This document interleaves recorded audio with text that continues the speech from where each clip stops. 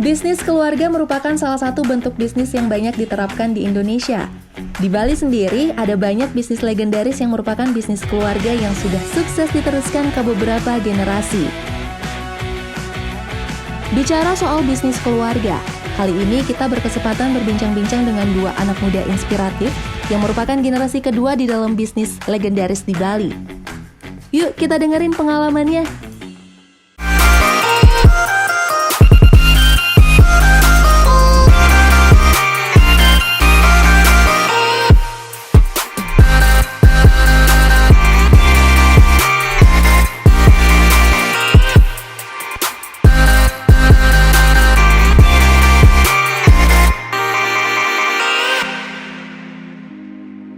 Hai Sobat Bis, hari ini Widya udah bareng dua narasumber kita, pengusaha muda yang meneruskan bisnis keluarga. Ada Kak Ngurah dan juga ada Kak Gusta. Nanti kita akan ngobrol-ngobrol terkait dengan bagaimana sih usaha di generasi kedua gitu ya, kurang lebihnya ya.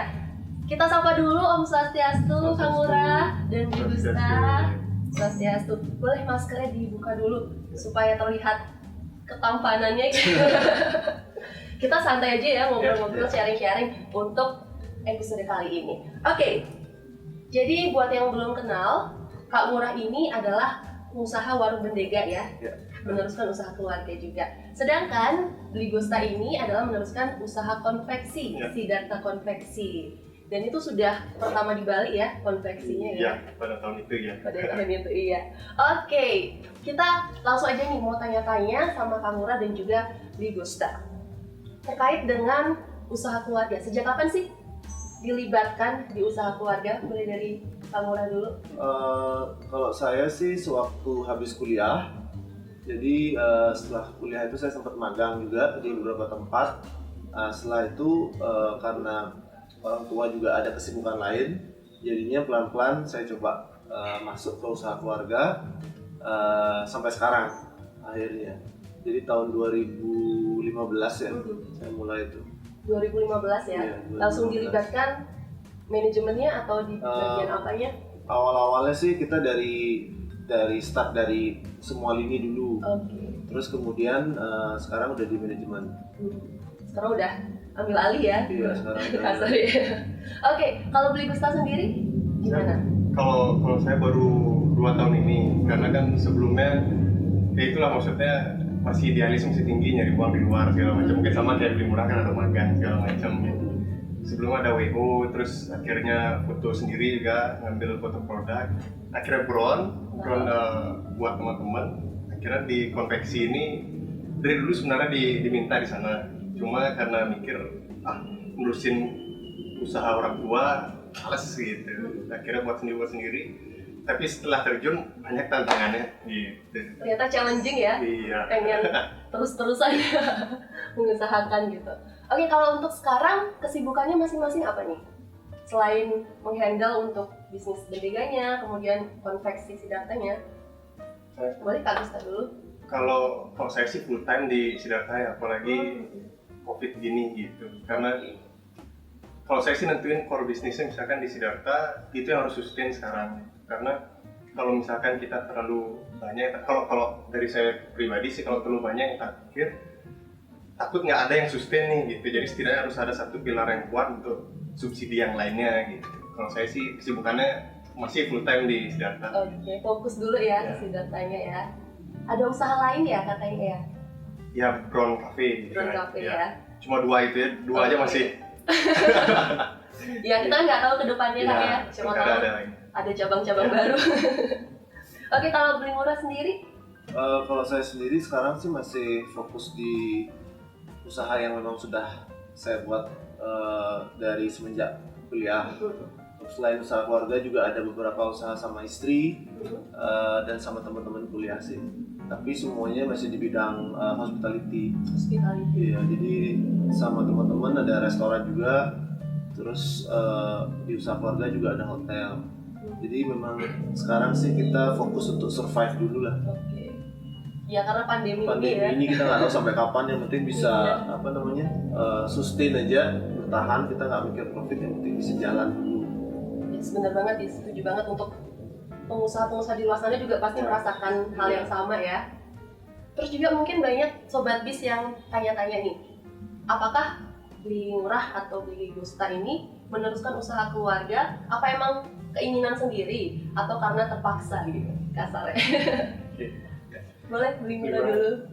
Kalau saya sih memang kebetulan dari orang tua nggak ada pernah maksa lah gitu ya, nggak ada pernah mengarahkan untuk kamu harus lanjutin ini atau ini, kamu ngambil sekolah ini atau ini. Jadi emang kebetulan aja saya emang suka makan, suka nyoba kuliner, terus juga saya tertarik di bidang hospitality dan dari kecil sudah dibawa sama orang tua, jadi untuk ikutlah bantu-bantu. Jadi saya sama staff pun saya yang dari saya kecil juga masih saya ajak sampai sekarang. Terus juga karena mungkin sudah kebiasaan, jadi ya turning jadi passion. Jadinya sekarang ya kita sewaktu saya ambil alih, ya saya emang suka di bidang ini. Jadinya kita let it flow aja lah. Berarti emang karena lingkungan ya, terpapar terus dari kecil ya? Saya rasa juga lingkungan tuh cukup membantu untuk membentuk karakter seseorang sih juga sih. Dia suka apa, dia passionnya apa, itu pasti ada pengaruh dari lingkungan juga. Setuju banget sih. Kalau Beli Gusta gimana? Kurang lebih sama, mungkin di generasi 2 kurang lebih sama ceritanya kayak Beli Murah ya. Karena kita juga nggak ada dipaksa untuk masuk. Malah saya jurusannya hukum dulu, cuma nggak selesai gitu loh. Karena setelah jalan, mungkin di tengah kuliah itu tadi jalanin WO kan, jalan handle wedding, handle dekor dulu awalnya, akhirnya ngambil foto, akhirnya drone, akhirnya ke Siddhartha. Setelah jalan, ternyata passion saya di sini nih gitu. Karena kebetulan pas saya megang itu kan tidak seperti dulu lagi keadaannya. Yang pas saya megang itu grafiknya kalau bisa dibilang tembus tanah gitu loh. Karena sisa karyawan gue masih dikit sekali, mungkin sama kayak Beli Murah.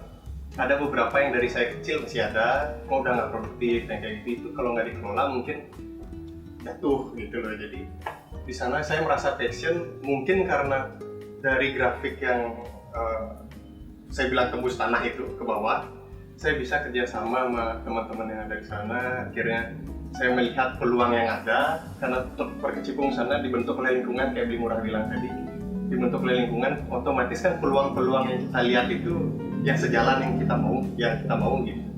Setelah jalan melihat peluang-peluang yang ada, passion saya di sini ternyata, cuma belum kebangun dari dulu gitu. Setelah jalan, oh ya udahlah, makanya core bisnisnya ya Siddhartha, itu lifetime bisnis lah yang saya pikirkan. Iya, berarti pelan-pelan ya, baru tahu oh ternyata di sini nih passion saya. Setelah jalan ya. Wah, seru banget nih. Terus setelah dipercaya sama keluarga untuk handle bisnis konveksi, entah itu restoran, apa sih tantangan terbesar yang dirasakan dari Beli Murah? Kalau tantangan terbesar sih sebenarnya memang sih kalau membuat itu pasti akan lebih gampang daripada mempertahankan ya. Itu challenge yang pertama, dan memang dari awal yang kita sudah hampir dari 96 itu sudah 25 tahun, itu kan pasti ada up and down juga. Saya percaya sih semua bisnis itu pasti ada life cycle-nya. Nah memang akhir-akhir ini emang kuliner kan lagi memang digandrungi banget nih bisnisnya. Jadi entry levelnya itu sangat mudah dan juga kompetitor juga banyak. Nah di sanalah tantangannya seperti itu. Jadi ya kita harus tetap inovasi, melihat tren market itu seperti apa. Dan juga di COVID ini kita harus bisa mengadjust lah ya dari semua produk kita lah, produk, harga, dan bagaimana marketing kita itu sih. Semakin banyak soal kompetitor lain. Semakin banyak. Dari dulu kita tahun 96 itu mungkin Betega salah satu yang pertama di daerah Renon. Itu masih daerah perkantoran ya. Saya ingat waktu kecil-kecil itu masih sawah banyak. Sekarang bagus jadinya, semakin teredukasi marketnya juga. Terus di satu sisi dengan banyaknya ada kuliner ini, consumer pasti mendapatkan quality lebih bagus dengan harga mungkin yang affordable gitu loh sekarang. Oke. Terus kalau dari Beli Murah sendiri gimana nih strateginya? Karena kan semakin banyak kompetitor, kualitasnya juga dari Bendega udah harus tetap terjaga ya. Kita sih yang satu saya pingin sih memang kita harus bisa mengejas dan juga harus fleksibel ya. Jadi market itu soalnya pasti akan berubah lah, changing. Yang dulu mungkin Bendega fokus di makanan Bali, nah sekarang kita lebih membuka market dengan tagline baru selera Nusantara. Jadi lebih menyediakan berbagai macam masakan Indonesia juga. Dan kebetulan juga dari sisi selama COVID ini harga dan promo-promo itu kita coba menyesuaikan lah, karena memang kan kondisi market tidak seperti yang dulu lagi lah kita lihat. Yang penting sekarang bisa jalan, staff juga sedikit yang dirumahkan, ya kita sama-sama bisa saling support lah di zaman pandemi ini. Intinya survive dulu ya. Survival dulu lah selama pandemi. Kualitasnya tetap diutamakan. Oke, kalau untuk beli Gusta sendiri gimana nih? Fase up and down, tantangan terbesar yang dirasakan. Karena kan sebelumnya sempat WO juga, fotografer itu kan beda banget ya sama Jauh ya. manajemen gitu kan. Boleh di-sharing ke teman-teman? Kalau nyambung sedikit tadi perbedaannya, sebenarnya selama kita wirausaha, maksudnya membangun itu sendiri, rasanya ujung-ujungnya sama aja. Ya, maksudnya teorinya sama, eksekusinya kita akan nemu dari lapangan gimana pasnya. Cuma kalau untuk tantangan, ya tantangannya adalah kebetulan kan karena saya mungkin anaknya gitu, maksudnya melihat Siddhartha bagaimana, saya melihat Siddhartha itu besar dulu gitu. Jadi dari tahun 81 diri terus sampai saya SD, SMP, SMA, kuliah, saya merasa itu besar gitu. Cuma pas saya jalanin, tantangan terbesar menurut saya sampai hari ini adalah saya harus bisa nyalip level ayah saya waktu ngelola gitu, karena waktu itu kan produksi besar-besaran segala macam, apalagi saya baru megang berapa lama sudah kena COVID gitu. Jadi strategi benar-benar berubah kayak yang Murah bilang, kita harus adjust sama konsumen bagaimana sekarang, bagaimana tipe konsumen berubah sekali. Kuliner mungkin lebih berat karena saya ngelihat barang yang disimpan oleh bisnis kuliner seperti apa. Belum lagi tipe konsumen itu lebih banyak lah tipenya dibandingkan saya konveksi gitu. Jadi saya sih lebih ke adaptasi untuk tantangannya ini. Selain orang tua, bagaimana nyalip level orang tua saya waktu yang dari Siddhartha itu, tantangan baru lagi sekarang COVID ini yang nggak pernah disangka-sangka oleh semua orang gitu loh. Mungkin sekelas pebisnis besar, sependek pengetahuan saya ini, mereka nggak akan perkirakan hal seperti ini juga. Ini nggak masuk di plan B, plan C, plan D, mereka nggak masuk mungkin. Langsung semua berputar arah. Jadi di saat COVID ini mungkin akan banyak orang kaya baru, orang diatur baru, mungkin banyak seperti itu, gimana kita adaptasi. Gitu. Cuma kalau nyambung tadi strategi, kalau saya sih bukan orang yang teori, jadi strategi dari saya mungkin owner memang harus turun langsung ya beli murahnya. Dalam hal bisnis yang dijalankan orang harus turun langsung. Mungkin kalau dari saya strategi adalah kita nggak pernah tahu market apa yang berkembang sekarang. Jadi mungkin cara saya dari Maret 2020 saya keliling, mungkin naik motor karena mobilitas lebih enak. Saya keliling sambil bawa sampel sablon, sampel kain kemana-mana. Yang paling jauh saya dapat itu di Ubud waktu itu. Pisang keliling sana, lihat ada pembangunan. Saya kira itu mall atau apa masuk. Saya lihat, cerita sedikit ya nggak apa-apa ya. Nggak apa-apa. Saya masuk ke sana, saya lihat, loh, ini ada pembangunan. Saya tanya, tukangnya mas ini buat apa? Buat rumah sakit mas gitu. Oh gitu, ya udah saya jalan. Saya lihat ada style kayak bos lah saya lihat. Saya sengaja lewat di depan. Misi pak, gitu. Ditanya ngapain Gus sih? Oh nggak pak, maunya nawarin seragam sini gitu. Oh kebetulan sini gitu. Akhirnya saya pas bawa sampel, ya ketahuan lah jadinya niatnya dagangan di sana gitu. Akhirnya di sana dapat relasi baru segala macam. Mungkin cara saya masih konvensional seperti itu karena sekolah saya nggak bisnis, walaupun lingkungan keluarga bisnis, mungkin di instingnya aja saya jalanin strategi gitu. Kalau dulu sih kurang. Ya berarti langsung jemput bola gitu ya? Kalau sekarang COVID harus ya. Terus bagi pengusaha nggak bisa diem aja, harus nggak bisa nunggu bola. Iya benar. Nggak bisa nunggu bola, sekarang bisa. Jemput bolanya. Oke, tadi udah diceritain kan tantangan fase up and down. Dan Warung Bendega sama Siddhartha Konveksi ini kan maksudnya udah lama berdiri dan udah dikenal banyak orang nih. Kalau Kak Ngurah dan juga Kak Gusta sebagai generasi kedua yang dipercaya untuk melanjutkan usaha ini, apakah ini suatu pressure atau privilege sih buat kalian? Kalau saya sih dua-duanya sih, karena nggak mudah sih kita mempertahankan bisnis yang udah puluhan tahun ya. Iya. Itu sebenarnya challenge-nya banyak banget. Apalagi dengan yang tadi dibilang juga menghadapi staff-staff yang udah nggak produktif, sementara kita udah ajak lama itu kan. Jadi resisten mereka untuk berubah itu sangat besar. Sedangkan kita yang muda-muda mungkin baru datang, kita tahu tren, tahu market seperti apa, pingin ada perubahan. Nah di satu sisi sih seperti itu, satu sisi sih juga bagaimana yang dulunya sudah berhasil dari orang tua, kita sekarang nih ada di bola itu, bolanya dari kita gitu. Kalau misalkan kita membawa lebih mundur, pasti kan pressure juga untuk keluarga atau gimana. Makanya di sana sih kita harus mental sih ya satu ya. Mental setiap pengusaha tuh mungkin harus mental itu memang benar-benar dites gitu. Jangan hari ini bisa jualan bagus, besok tuh bisa down. Tiba-tiba bisa ada peraturan baru, lockdown lagi atau gimana, atau PSBB lagi pasti akan menurun. Nah di sana kita benar-benar diuji lah untuk mental entrepreneur itu. Saya kira sih pressure di satu sisi juga sebenarnya kalau saya sangat bersyukur setidaknya sudah diwarisin sesuatu lah dari orang tua, kita tidak memulai dari scratch. Nah itu yang mungkin privilege ya buat saya, dan kita harus menjaga benar-benar karena kita selalu menganggap bisnis itu kayak anak sendiri lah gitu. Kalau dari saya sih dua-duanya sih, pressure ya, privilege ya, jadi jalanin aja deh. Intinya jalanin aja. Kalau dari Bli Gusta gimana?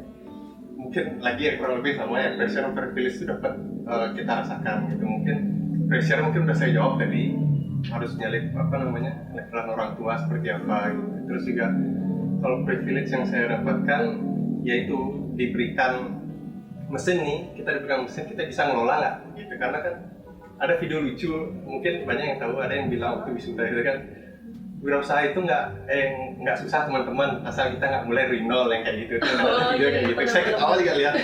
Tergantung orangnya juga. Gitu. Kalau saya lihat tergantung mental, karena mungkin kalau bangun dari nol, menurut saya jauh lebih mudah.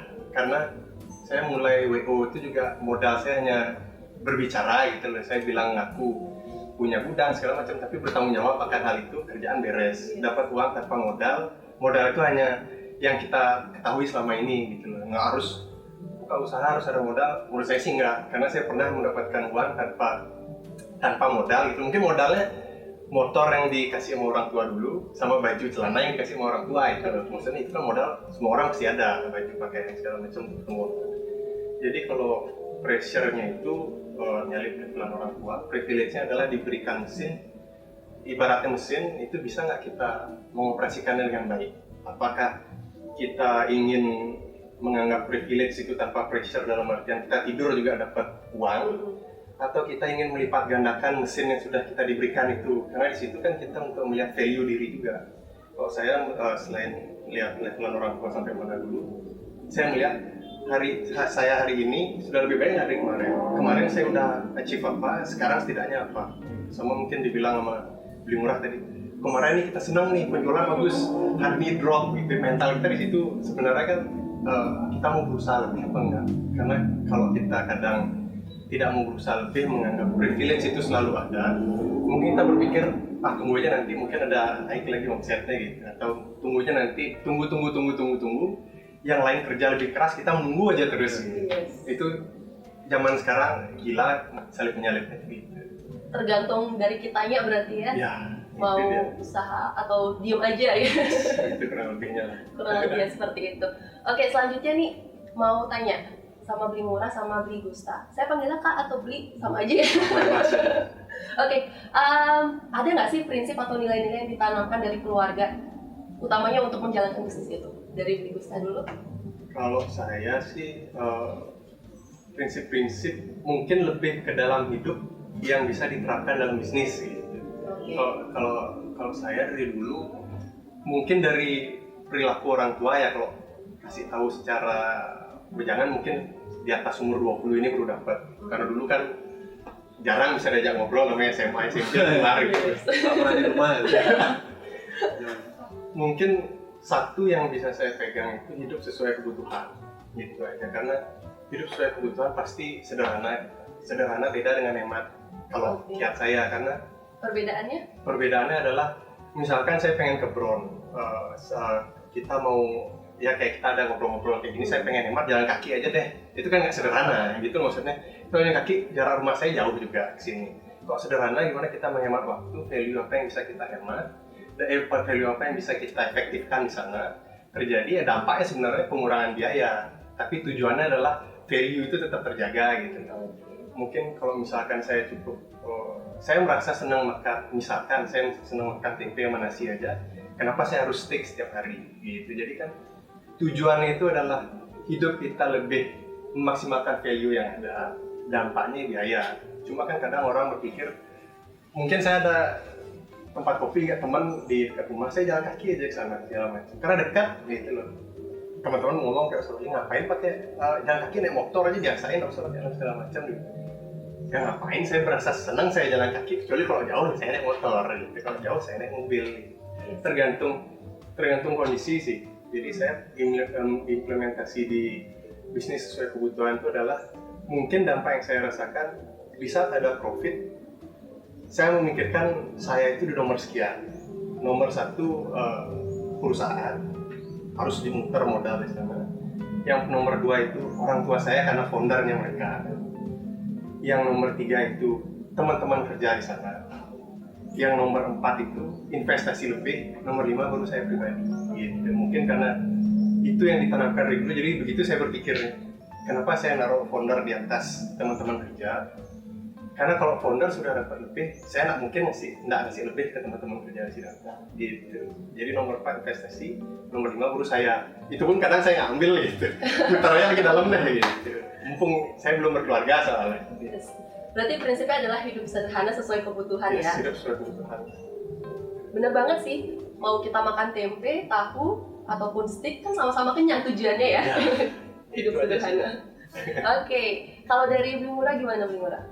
Kalau saya sih dari dulu sih memang dari orang tua selalu nggak pernah kayak marahin atau ngewejangin yang berat-berat, tapi selalu memberikan contoh. Jadi misalkan, jadi saya bisa ngelihat sendiri karena dalam usaha itu kan pasti ada jatuh bangun juga, apalagi selain di Merdeka kan usaha keluarga ada di perhotelan juga, dan itu emang dari bom Bali, dari krisis, dari semua itu saya juga ikut merasakan gitu. Tapi gimana dulu orang tua tuh selalu mengajarkan nggak boleh menyerah, jadi harus terus berusaha. Nah di sanalah dari kecil saya melihat lah itu dari kecil sampai akhirnya sekarang pun dikala banyak yang orang memilih untuk tutup atau apa, justru saya ingin mencoba untuk tetap eksis usaha itu. Jadi saya tahu perubahan market itu seperti apa sih gitu.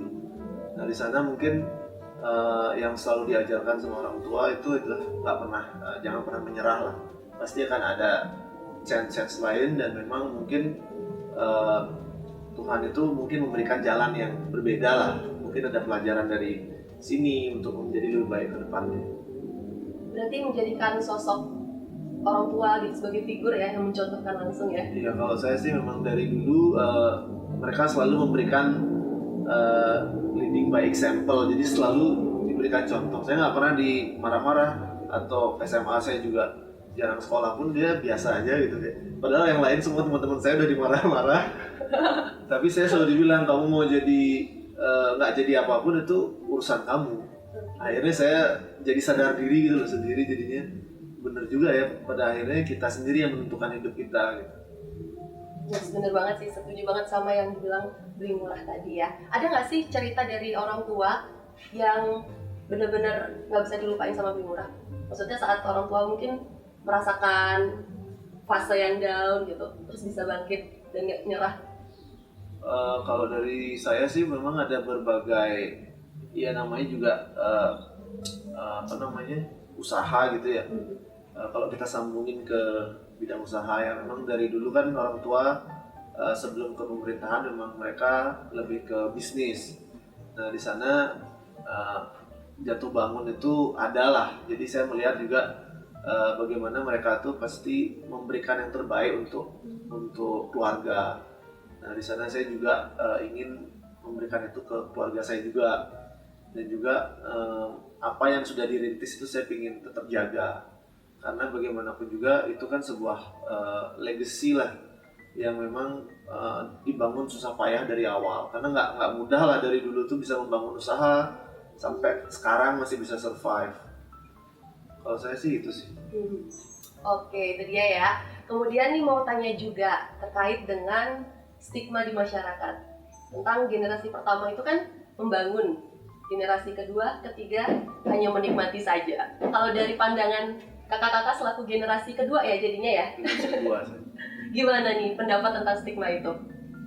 Boleh beri Gusta dulu. Kalau saya gimana ya menurutnya, pendapat tentang stigma itu tergantung lagi orangnya sebenarnya, karena ada beberapa emang nggak salah sebenarnya, ada yang menikmati dari hasil generasi pertama. Cuma kan kayak yang Bri Murah bilang tadi, terserah kamu bagaimana hasilnya, tahu kamu yang nanggung sendiri. Nanti generasi pertama kan lama-lama udah nggak ada gitu loh maksudnya. Jadi kalau dari saya ya sudah biarkan, karena kadang teman-teman dekat saya juga mungkin slogan-slogan bercanda di Bali ya, sing kepeh sing kene ya gitu maksudnya. Nah, pernah gini kalau begini segala macam. Mungkin dulu di saat saya jujur SMA, SMP senang digituin gitu loh, karena raga keadaan atau bagaimana gitu senang. Cuma kadang-kadang di saat sudah fase seperti ini saya digituin nggak, santai aja, maksudnya mereka nggak tahu di balik itu saya ngapain gitu. Karena di balik kenikmatan yang dinikmati selama kita dibiayai orang tua itu ada tanggung jawab yang besar sekali sebenarnya, karena orang pasti ekspektasi kepada generasi 2 itu pasti harus lebih dari generasi pertama, setidaknya menyamai lah. Karena mungkin anak dari dokter yang sukses misalkan, anaknya menjadi dokter juga, terus tidak sesukses orang tua, pasti beban di dia. Cuma entah dia mengatakan apa tidak ke orang lain, itu kan kita nggak tahu. Tapi yang saya rasakan seperti itu. Mungkin saya terlihat biasa-biasa, cuma saya beban dalam arti saya harus bisa menyayangi orang tua saya. Sampai saya bilang, saya sering cerita sama orang tua, sama bapak, terutama karena bisnis kan.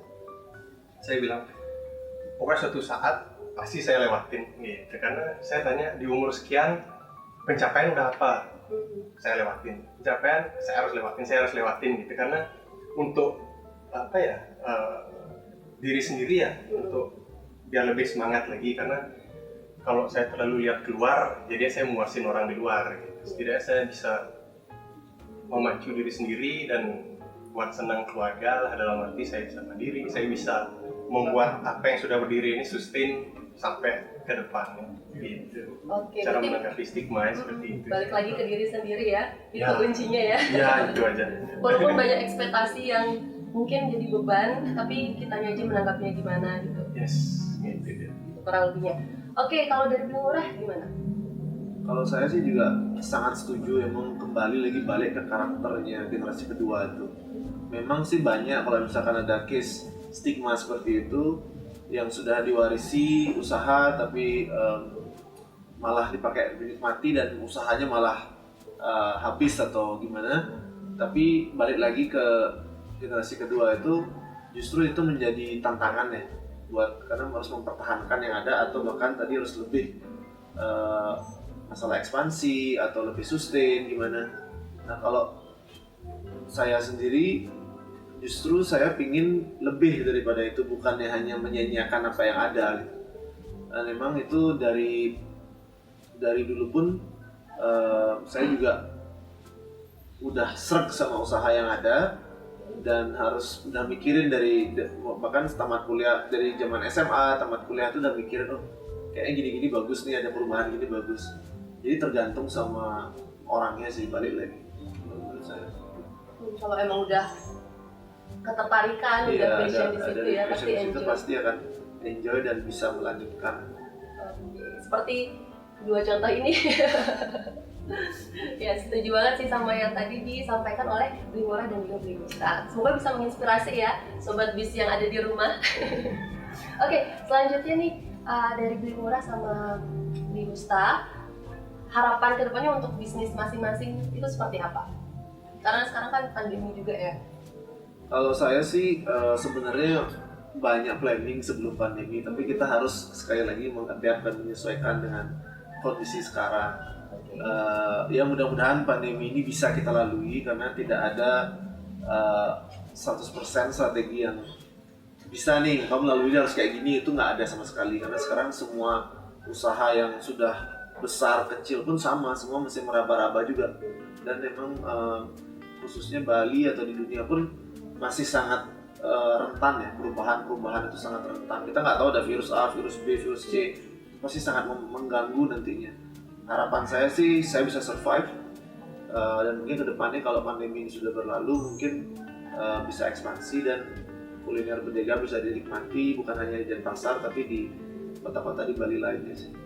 Astungkara ya, kita doakan bersama. Oke, kalau beli Gusta, harapannya untuk Siddhartha Konveksi atau usaha-usaha yang sedang dijalankan? Kalau saya lebih ke kalau Siddhartha pengen nih ke depannya, karena saya bilang tadi pengen Siddhartha itu sebagai bisnis lifetime-nya saya. Pengen, karena kan konveksi dan kuliner banyak banget nih sekarang. Iya, benar. Mungkin kuliner akan lebih terlihat lebih banyak karena konsumen langsung bisa melihat di mana aja ada kuliner. Kalau konveksi, pemain-pemainnya aja yang tahu seberapa banyak yang ada di Bali sebenarnya. Cuma kalau harapan saya ke depan itu ingin Siddhartha menjadi top of mind sih, karena kan brand itu ujung-ujungnya yang dipikirkan sama orang pasti 2 atau 3 maksimal. Jadi saya pengennya Siddhartha salah satu di antara 3 itu gitu, karena kalau kita menjadi pilihan di antara sekian banyak itu agak susah untuk sustain ke depannya, karena kayak Murah bilang tadi, perubahan itu cepat sekali. Sekarang kita tidak mengikuti perubahan, besok itu sudah ada apa, entah peraturan yang kita tidak ikuti, terus ada perubahan tipe konsumen apa yang kita tidak komunikasikan dengan relasi kita yang ada.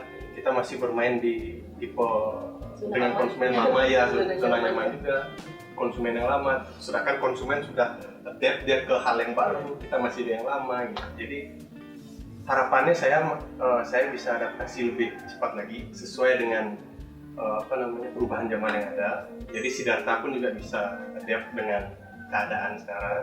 Jadi ujung-ujungnya saya pengen jadi top of mind lah untuk di konsumen dalam bidang konveksi. Gitu sih kurang. Astungkara ya Kak. Astungkara. Wujud ya.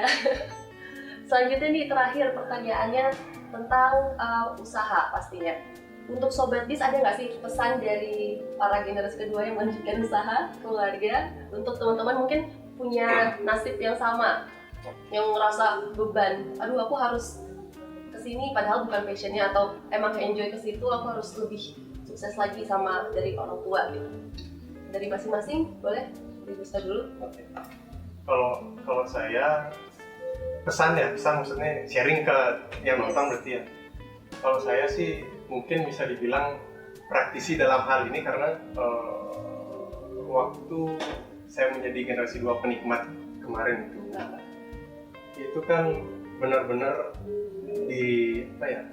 dimanja lah gitu, karena kebetulan saya anak cowok sendiri gitu. Jadi apa yang diminta dikasih segala macam, dan menurut saya orang tua nggak salah seperti itu. Saya yang salah menanggapi itu sebagai suatu kenikmatan yang nggak akan berakhir gitu.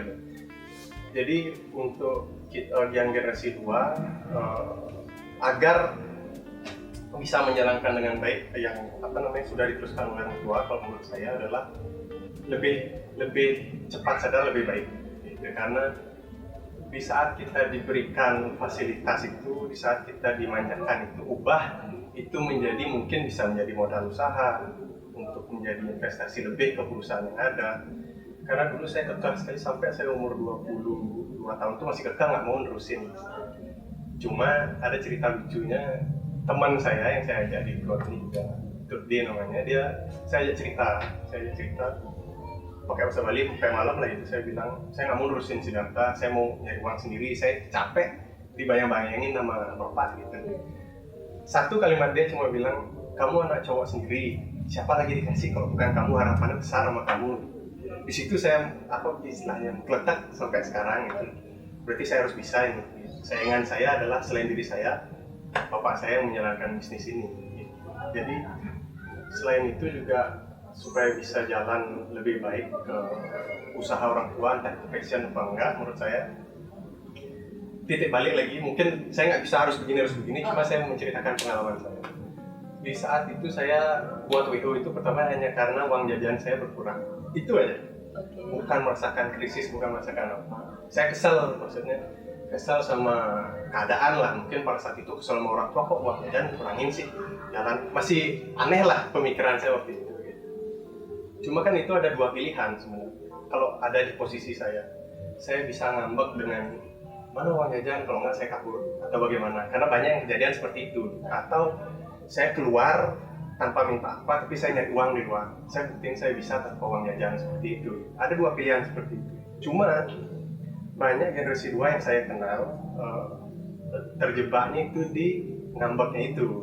Cuma saya mau ngasih tahu juga apa daya, saya seumuran gitu. Karena saya udah ngalamin duluan gitu. Kalau kita ngambek juga lama-kelamaan kita ditinggal sama generasi pertama. Kita harus siap. Kalau dari saya harus menyiapkan itu, entah terserah mungkin mau menikmati juga nggak salah, karena setiap orang berhak untuk menentukan dia mau menikmati apa enggak, terserah.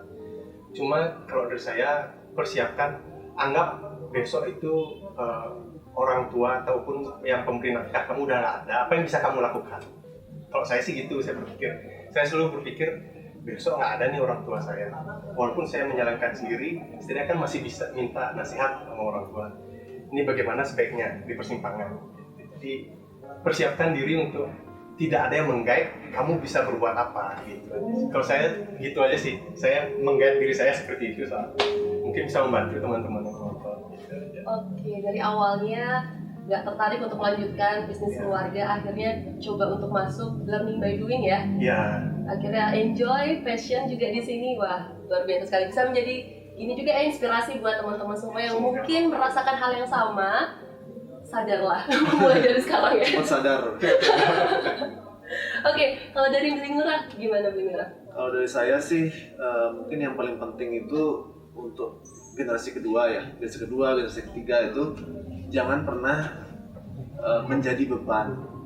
Jadi justru jadikan ini sebagai opportunity ya, karena nggak semua loh orang itu mendapatkan privilege menurunkan usaha, apalagi usaha yang dulunya berhasil atau gimana, itu jadikan sebuah privilege atau sebuah batu loncatan lah bahwa kita sudah punya modal ini. Jadi jangan malah terleha-leha atau apa. Dan mungkin pesan saya satu sih, mungkin harus tetap berinovasi ya. Jadi jangan pernah berhenti berinovasi, karena life cycle usaha itu pasti ada naik turun. Sama dengan krisis juga, setiap krisis pasti ada opportunity, ada juga orang yang bisa jatuh, ada juga orang yang bisa justru mendapatkan keuntungan dari situ. Jadi pesan saya satu, jangan jadi beban, jadikan ini sebuah opportunity. Dan kedua, mungkin jangan pernah berhenti berinovasi untuk mensustain usaha yang sudah diwariskan lah. Mungkin itu sih dari saya untuk pesan. Oke, siap. Peluang udah di depan mata, gimana kita untuk memanfaatkan peluang itu ya? Bagi generasi kedua, ketiga, dan seterusnya. Terima kasih Bli Ngurah dan juga Bli Gusta untuk waktunya. Next kita sharing-sharing lagi Kak ya. Oke, terima kasih Sobat Bis yang sudah menonton dari awal sampai akhir. Dan jangan lupa untuk saksikan episode selanjutnya.